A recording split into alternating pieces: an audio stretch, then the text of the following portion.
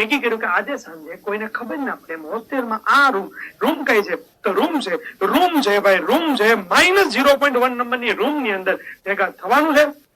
મમરા મારા તરફથી, સેવ આના તરફથી, ચટણી આના તરફથી, કાગળ આના તરફથી, બરાબર, ચમચી આના તરફથી, અને છેલ્લે ફેંકવાનું આને, બરાબર. ઓકે. તો આ બધા ગ્રુપમાં તો રેગ્યુલર રીતે નાસ્તો તો થતો જ તો, પરંતુ સંખ્યા વધતી ગઈ, ગ્રુપ મોટું થઈ ગયું. નક્કી કરવામાં આવ્યું કે આજે સાંજે જયારે બધા સુઈ જાય ત્યારે આપણે ફરીથી ભેળ બનાવવાની થાય છે. ભેળ બનાવવાનો વાત થઈ ગઈ, વાત બધી ફાઇનલ હતી. પણ એમાંથી ભાઈ એક બોલો કે મને મમરાની ભેળ ભાવતી નથી, મને મમરાની ભેળ ભાવતી નથી. ત્યારે શું થાય કે એક જોડું લીધું હોય ને ચંપલ હરખાઈનું, ઉલાળીને મારે કે ભાઈ સાહેબ એક તો ગરીબની દુનિયામાં મમરા સિવાય બીજું કઈ છે નહીં. હે, હોસ્ટેલમાં રહેવું હોય તો મમરા ખાવા પડશે, મમરાની ભેળ ખાવી પડશે. વાત ફાઇનલ છે.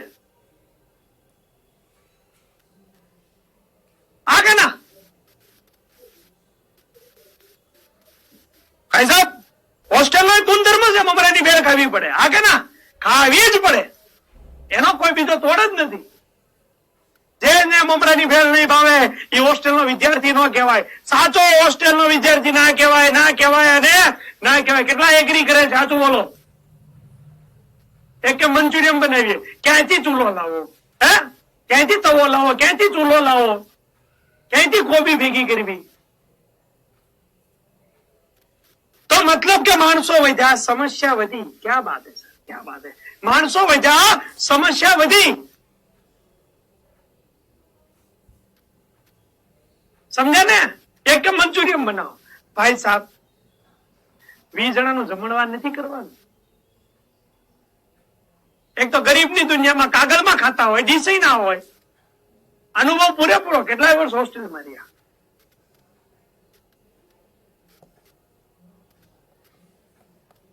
ખાય મારી દો, ખાય એમાં કઈ ન હોય. બધા ભેગા થઈને ભેળ તો પછી બને, પેલા માર ખાય.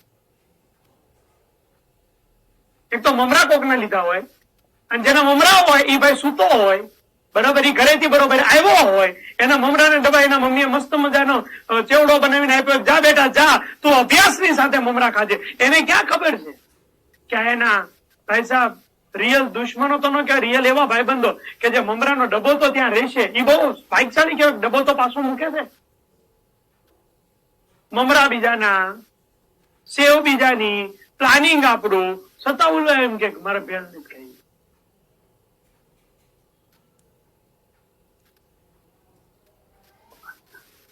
આવી જાઓ.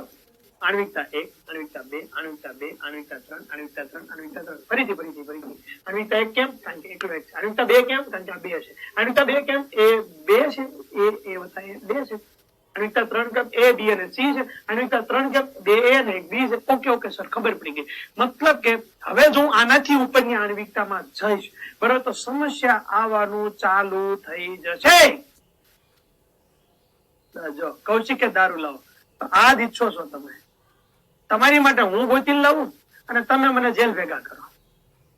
હે, બસ એથી તમે જોવાતું કે હું એ શાંતિથી જીવી શકું છું, ખુશીથી જીવી શકું છું, મારા પરિવાર સાથે ખુશીથી રહી શકું છું, લેક્ચર લઈ શકું છું. બસ નથી જોવાતું તમારથી કૌશિકભાઈ?